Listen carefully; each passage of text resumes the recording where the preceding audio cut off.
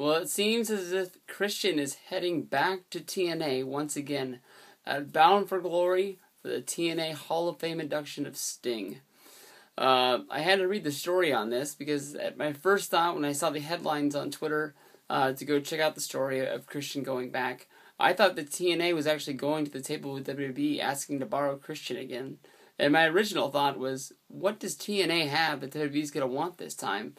Seeing how Ric Flair was under contract when they wanted to put him in the Hall of Fame. But it seems as if they were doing the straight-up trade they did for the Hall of Fame WrestleMania.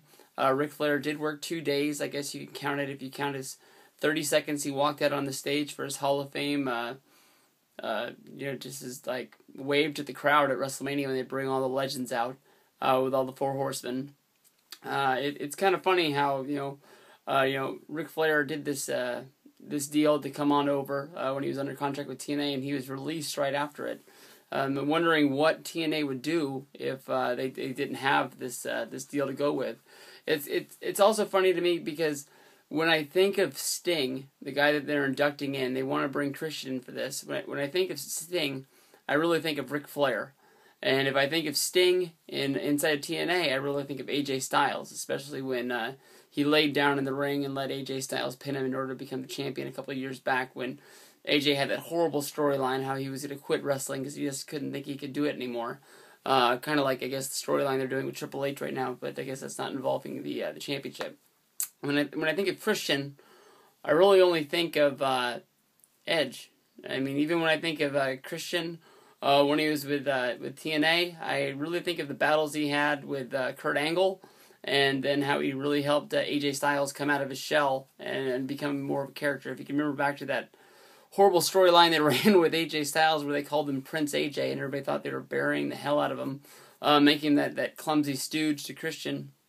And little we know, I guess they were just warming AJ up to talking more, and look where he's at now. I mean, now he's in a major storyline with that whole Claire thing that really, sucks. But I guess every once in a while, even when you are the main focus of a company, it is going to suck. But, for Christian to go in, I guess the deal was already made, but if you go back and remember what he did when he came in at the last pay-per-view, was that Destination X?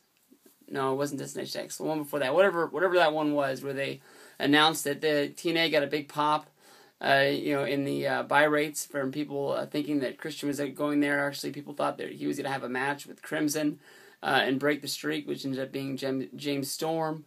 But I'm not sure if they'll use him on the pay-per-view again or if it's just for that dinner that they're doing, which is a pretty cool thing for the people that are going to Bound for Glory. Make sure you buy your tickets for that because you actually get a sit-down dinner. And it's sort of like the Wrestle Reunion thing where you can sit with a TNA superstar at your table and eat dinner, however that goes. Hopefully you don't get stuck with some asshole or Gunner or somebody like that. But kind of crazy that they're actually bringing Christian back because of how he was sort of off-put to being there. He was only there because WWE told him to, go there and do it. He didn't want to be there. Never really put over anything other than the crowd and the fans that were there. Didn't put the company over at all. Smart man.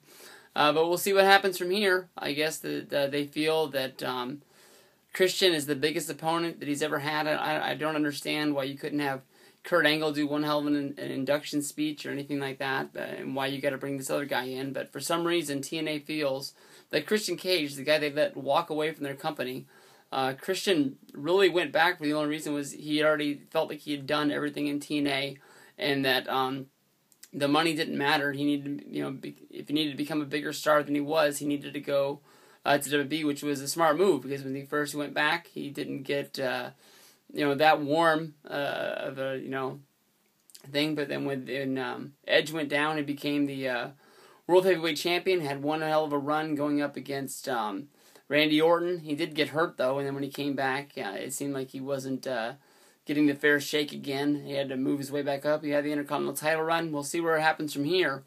But crazy. WWE people going to TNA for doing Hall of Fame induction speeches. Never thought I would see that. Never thought I would see a TNA Hall of Fame either. Peace out, guys.